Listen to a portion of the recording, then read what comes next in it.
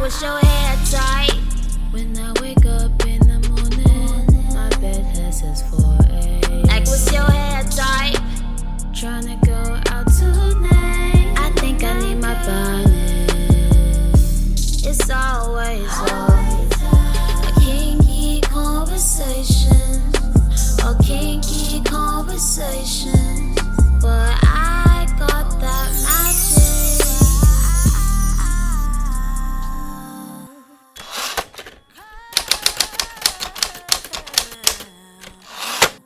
Welcome to Kinky Conversations. We are so excited about the show, and thank you for tuning in. I am here with my girlfriends. Hey, what's up? We have such a show in store for you. I mean, we have so many amazing topics, and the show is all about how our hair affects everything in our lives. You know how it is, ladies. Yes. Oh, yeah. So let's jump right in. I want to first start by introducing all of the beautiful ladies, all of my co-hosts. So we're going to start from here and go around.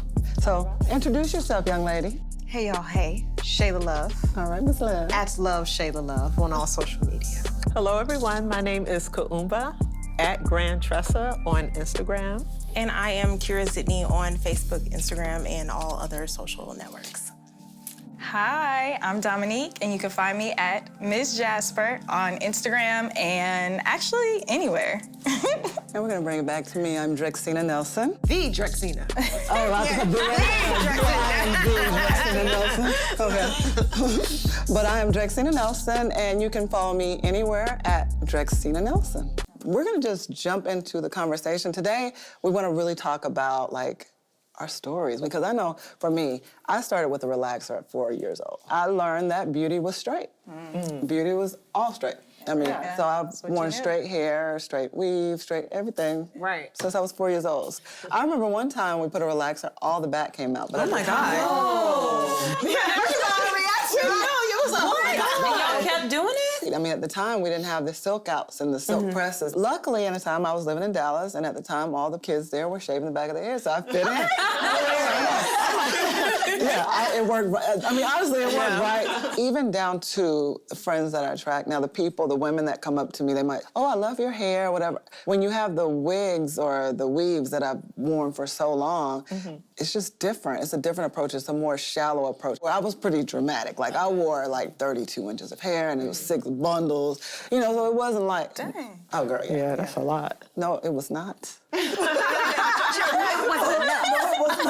See, I'm still at a point where I'm trying to own it. I've had hair forever, but at the end of the day, trying to, you know, get to a point where, I don't want to say love myself, because I love myself, but I guess this is my crown, and I have to learn to accept that if I'm going to fully accept Drexina, right? So how have y'all been affected, you know, your journeys? What have your journeys been like?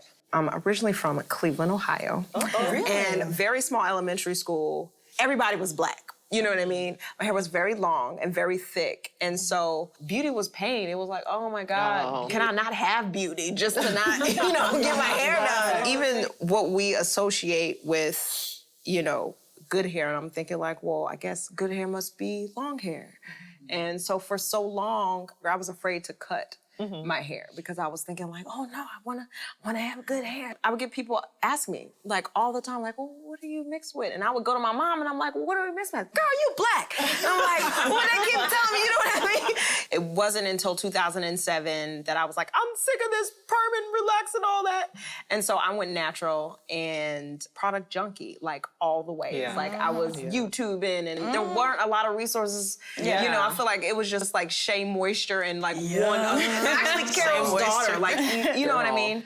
And once I got my curl to where it was, then You was in there. And that new wall. Groove back, curl back. That's interesting, because, like, I've always been natural. Yeah. But I was a straight natural, so y'all know there's that difference, right? Right. So I was a straight natural. Of course, it comes back to that whole, like, mama can't manage my hair, so take her to the shop. So they put all that heat in my hair, and eventually I was like, nah, I'm not doing this. So I went natural all throughout college, all that. But after college, so I would say maybe around 2011 is when I was like, I'm done. Because it costs a lot too, right? Like if you go into the shop every 2 weeks or whatever. But when you find your right product, you really start to find your groove. Because, I mean, a salon visit, what is that? Like close to like $120, depending on what you're getting. So I'm not paying that much, you know. So that's my, you know, that's my whole little. Because I'm a cultural anthropologist, I study African-American women and African women and what they think and feel is beautiful. So when I go into these spaces and I talk to other women with natural hair, and you know, you have to build that connection with people when you're an anthropologist.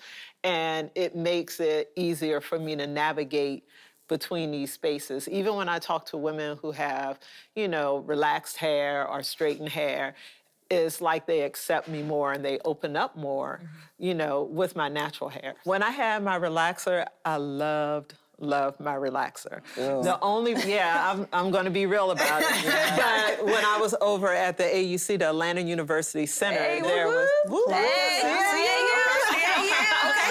African sorority all set, an African sisterhood.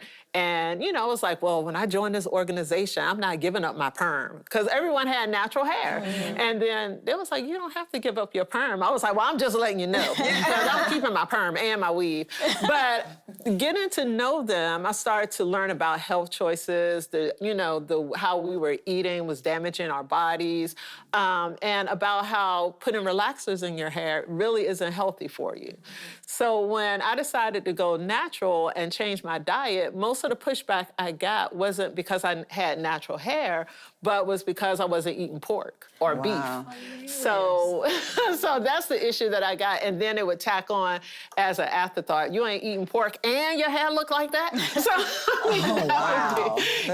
that was the thing. But I didn't have any problems with it because everyone I knew at the time had natural hair. They even had locks, twists, all these different things that were going on. So I felt right at home and I didn't feel self-conscious with this. So me going natural was a health choice, because I didn't want to continue to do the chemicals. It has so many harmful effects. It's been links to brain cancer, all these other things as a part of a relaxer. So that was enough for me to say, okay, let me try this natural thing. That's amazing. It was a health choice. I don't think I ever really had the option to even get a relaxer, even if I wanted to. My mom was not. She was like, nope, no relaxers over here. Right. So it was just us learning, and back then in like the 90s, people didn't really know how to deal with hair, curly hair. But I did used to straighten my hair. I actually have a really funny story. I went to a predominantly white high school, and everybody had like super straight, long, pretty hair, right? To me, it was beautiful because, it was straight and long and beautiful. So I asked one of my friends at the time, she was a Caucasian girl. Her hair was like down here, super bone straight, how she got it that straight. And she's like, oh, I use an iron, right? And I was like, oh, okay. So I ended up going home. And I took my hair and I put it on an ironing board with an iron on the highest setting. And I ironed my hair. One, it didn't work because it was still like curly. It was like kind of curly straight. Two, like the damage was insane. It was curly here and straight down. No. And three, I still have a scar on my arm that's about this long. You're kidding. Yep. Wow. So I think that was the beginning of me starting to learn to love myself. I was like, okay, that backfired. So you got burned. Literally. And that damage lasted for years. So I had to like kind of mesh the straight hair into the curly hair for it to make sense. Wow. It was like not even halfway as curly as it is now. So your curl didn't come back after that? No, it didn't. After that one time? No. It was on the highest setting. So it was like from the bottom down, completely straight. Bone straight. Because if you think about putting an iron to some jeans, and it be pressing it out. Imagine putting it to your hair. You're about to have everybody using irons. No, don't do that. Nobody use irons. No one do that. It's really bad for it. Yeah, no. It was not cute. It's mostly gone now, but still just not worth it. But just years of trying to figure out what to do with my hair, because back in the day, there were no resources. So I remember sitting down in between my mom's legs, and she would take a literal wet rag to get my hair wet enough so she could comb through it. So I just kind of grew up having natural hair. Your mom has the same texture as you? No, my dad has straight hair, and my mom has curly hair. Her hair is about Drexina's texture. But she doesn't wear it out. She wears wigs. Oh. So she's natural, but under wigs, and she wears a different wig. Like, And that she's was a different me, person like, every day. 3-4 months ago. Honestly, this is very new. Yeah, even as far as the people you meet, the men that you attract, it's just a different My world. DMs, men have been sliding in my DMs all willy-nilly. And that's cool, I guess.